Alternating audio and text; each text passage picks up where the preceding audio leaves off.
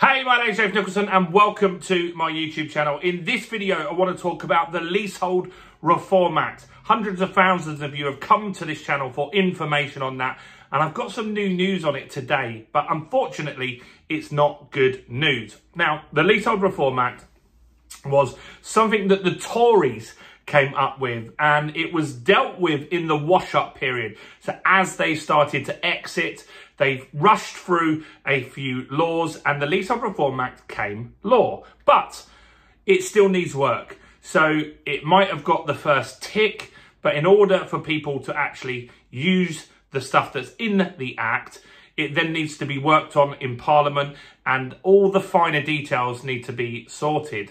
Now, Labour came in and their manifesto promised to abolish leasehold, to go even further than the Leasehold Reform Act.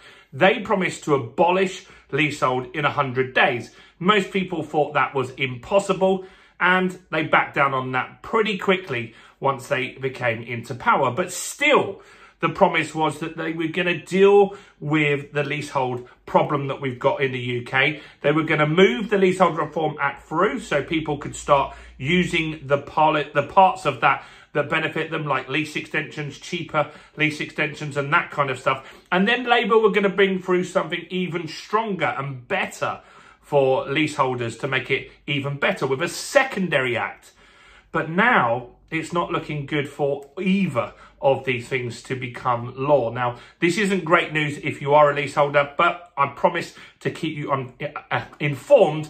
And sorry, that's all I can do at the moment. So if you're new around here and you want to make sure that you do get all the updates on this stuff, do subscribe to the channel and hit the bell notification. There's not lots of people talking about this, so I will be bringing the news as it happens. So what's going on? Well, the conveyancers meet the solicitors that would be working on your leasehold and your freehold and your property transactions. They have an annual conference. It's called the Society Licensed Conveyancers Conference. And at that, it was talked about that this isn't something that's going to happen for a long time. In fact, years. So they are talking with the government on how this will work. And it's just gone to the bottom of the pile. Other stuff has become more important, which is frustrating. So the Leasehold Reform Act that was passed meant that you'd be able to extend your lease on renewal to 990 years. Now, that's great because that pretty much means, well, for everyone that's watching this video, you wouldn't ever have to extend it ever again. So you'd extend it once and that would be it. And that would also be it for your kids and their kids and their kids. So that brings it up a bit closer to being close to what a freehold has. You would have no more, no new freehold houses, which is a good thing. So a lot of people have freehold houses. Development started to do that. They've stopped. There are still people that do it. But less developers are doing this stuff now because they knew the Leasehold Reform Act was coming. So now it's around 1%, but it was about 20% at one stage of new housing estates would be leasehold. And that meant they had to pay service charges and stuff like that. It would also mean that it would abolish marriage value.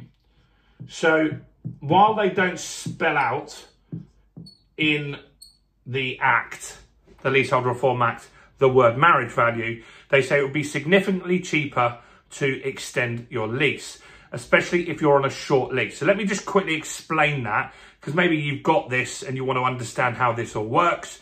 So if you have a short lease, which is under 80 years, 79 years or lower, then when you extend, they will look at it and they will say, by extending your lease, the value of your flat is going to increase, or the value of your house is likely to increase. So let's just say the property with a long lease is worth 100k. I'm going to use easy numbers here. And if it had a short lease, it drops to 50k. They can be big drops. They can be significant drops. Now, that means if you extend the lease, the value added to the property is £50,000. Now, why does it increase so much? Well, if you have a short lease, it's very hard to get a mortgage. There isn't lots of lenders that will lend to you. So that means people need to extend. And that's very, very important. And if the lease just goes to zero, then the freeholder just takes that property back off you. So you do need to extend it. So in this scenario, your property is going to increase by 50 grand in value. Then what's the cost to extend? This is called marriage value. And in this scenario, it would be half of the value extension that you're going to increase it by. So the extension cost would be £25,000.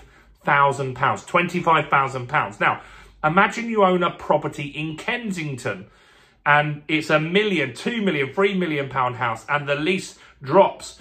The marriage value in those properties can exceed hundreds of thousands of pounds. Absolutely insane how much it goes up by. So the Tories and Labour said, we'll abolish that and we'll make it cheaper. Now, they didn't spell out exactly how much it will cost. In the example, it was around half the price. So it would drop to around 12,500 in that scenario. We don't have the calculations. And that was the next step. That was what Labour promised that they would do, is to move that act through, get it working and iron out all these intricacies like cost. So that was a big thing there.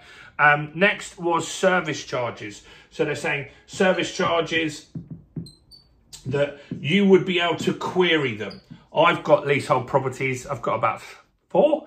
And always everyone is unhappy with the cost of insurance, the cost of maintenance. Nothing's done for the maintenance charge. And this would have allowed you to query, what are you actually spending our money on? That's very important for everybody. And so that is what this act would have actually allowed. So this isn't great news that this has now been kicked down the road, but not just a smidge, but significantly kicked down the road, like years we're talking about. So what would you do if you have a lease that needs extending right now? Because I know there's going to be hundreds or thousands of you, depending on how many views we get on this video, but these have been very popular content. So potentially thousands of you watching this video need to do a lease extension. Well, I did one knowing that, not that this was going to get delayed like this, but knowing that the new Leasehold Reform Act had passed.